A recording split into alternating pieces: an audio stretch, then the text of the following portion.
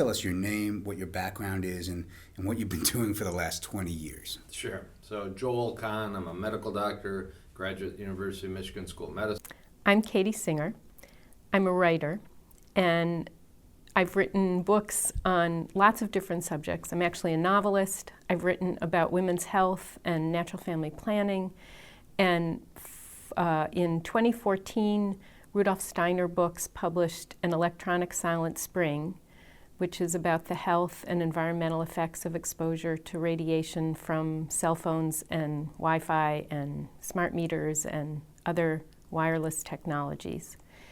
In April of 2019, Rudolf Steiner Books will publish my next book, Our Web of Inconvenient Truths: The Internet, Energy Use, Toxic Waste, and Climate Change. And I am just so excited to share this with more people. I'm glad personally because I need more people to know about it so that we can figure out things that we can do to reduce our consumption of energy and our greenhouse gas emissions and our waste. And we can't do that until people understand how the internet plays into that. So I've been with this issue for more than 20 years. And I think I'm going to call it basic tech literacy. And I would love to present basic tech literacy items to the Real Truth community. Number one is, how did the FCC determine that cell phones are safe enough to market? They've basically never determined that cell phones are safe, but no one has, but they're still marketed. In the mid-90s, engineers took, it's called a standard anthropomorphic mannequin, SAM for short. It's this 220-pound plastic dude. And they filled his head with salty fluid. And they took his temperature. And then they gave him a cell phone for 6 minutes. And in those years, they were really heavy, clunky cell phones. And then after the 6 minutes of putting the cell phone beside his head, they took his temperature again. Because his temperature did not change by 2 degrees Celsius during those 6 minutes, you can have a cell phone. That's the whole show.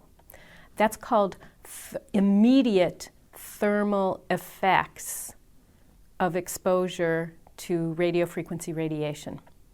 Okay, so, and I've just said a whole lot there. Let me break it down. Thermal effects are about temperature, heating and cooling. And the FCC engineers recognize only immediate thermal effects.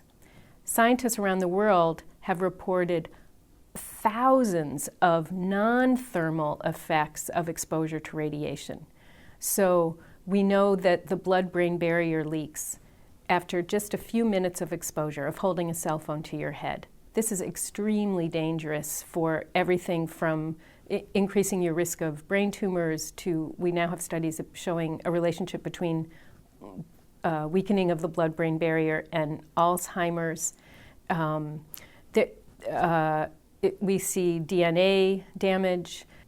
There are neurological, psychological, carcinogenic, all kinds of health effects as a result of exposure. We have no studies that show the cumulative and combined effects of exposure. So, like, what happens if a pregnant woman uses a cell phone during pregnancy and then her children are born to a house and they're put in a crib right next to a transmitting smart meter? There's Wi-Fi in the house, and they live 500 feet from a cell tower. And then they go to school with cellular antennas on the rooftop. None of what I've said is unusual, but we have no studies showing what happens in that situation. Everyone, of course, has a unique situation, and we don't have studies showing the combined or cumulative effects. We also don't have ways to prevent people from being exposed in those situations. Another part of the literacy piece for me is knowing the laws. In 1934, Congress passed the Broadcasting Act, and this established the FCC, the Federal Communications Commission. At the time, the FCC defined harmful interference. That is anything that interferes with existing radio or TV broadcasts and now internet or cellular services. So in other words, the FCC was like, go forth, ladies and gentlemen, and invent electronics and bring them to the marketplace as long as you don't create harmful interference. And everyone was like, yes, we're going to go there. And we did. Harmful interference has never included biological harm. So we have essentially given carte blanche to our engineering and capitalist ideas at the expense of biological needs, at the expense of nature. We have not recognized that in our development of electronics. In 1996, Congress updated the Broadcasting Act and passed the Telecommunications Act of 1996. It was signed by President Clinton. Section 704 states that no health or environmental concern may interfere with the placement of a cellular antenna. You want me to say that again? It's really strong. So Section 704 in the Telecommunications Act says that no health or environmental concern may interfere with the placement of a cellular antenna. So that means if a telecom corporation comes to your town and says, hey, I've got a contract with a private property owner, I want a permit to put up a cell tower there, and you are a municipality, you may not say no as a municipality based on your health and environmental concerns for your community. We're now more than 20 years downwind of that. That passed in 1996. As a layman, how is that possible? I mean, my thought is that clearly that was placed into the act and was conceived of by the companies who placed these antennas, and somehow got to the politicians and then had them put that clause, was it 704, into the act. So, and obviously there was enough enough pressure on the politicians to say, okay, we'll put it in. And probably back then they hadn't even conceived of the issues that they had.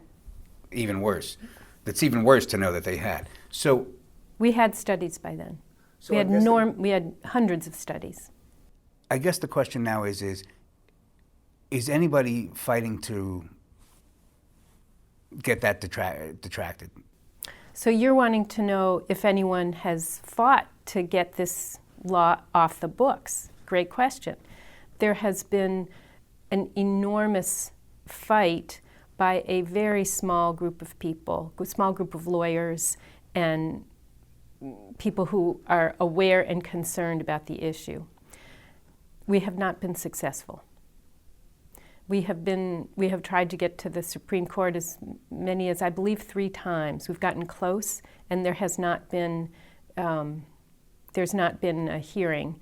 And at this point, I really have doubts about, given the current makeup of the Supreme Court, if it would work. When I look at the big picture here, I think there were several turning points. One was 9/11. So after 9/11, people wanted to be reachable all the time. And the telecom industry placed full-page ads in just about every newspaper in the country. And they were offering phones. People were saying, wow, cool, I can be reachable all the time. I want my children to have one of these things. I want my mother to have one of these things. I want everyone to have one of these things. And that's what happened. The telecom industry, there are more lobbyists for telecommunications than for the health insurance industry or the oil industry. People are unaware. And I've often heard that people trust the telecommunications industry. They think it's a really good, kosher, clean industry, and people have no idea what's really going on. They love their phones. People love their phones. And also, once you get a phone, you want to keep it. You get very attached to it. And so we're all struggling with that. And how do you function without one? All of these things kind of cascade together, and I've only named a few things. But basically, we are in a world with telecommunications now. We're here.